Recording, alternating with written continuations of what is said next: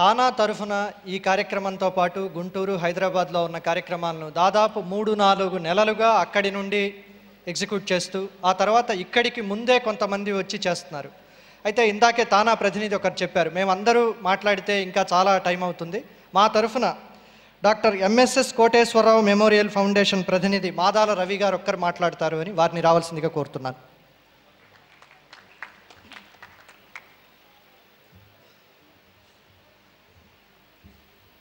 సభకు నమస్కారం. వేదిక నల్లకరించిన పెద్దలకు నమస్కారం. సభకు విచ్చేసిన మీ అందరికీ నమస్కారం.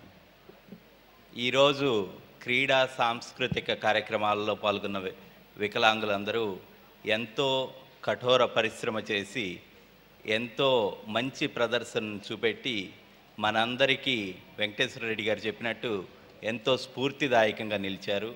వారందరినీ చూసి ఈ తానావారు కానివ్వండి, మిగిలిన ఎన్ఆర్ఐస్ కానివ్వండి, అమెరికా దేశం వెళ్ళో వేరే దేశాలు వెళ్ళి ఎంతో అకాంప్లిష్ చేశాము అన్న ఫీలింగ్ ఉన్న రోజుల్లో వాళ్ళు ఇచ్చిన ప్రదర్శన చూసిన తర్వాత మేము సాధించింది ఇంతే,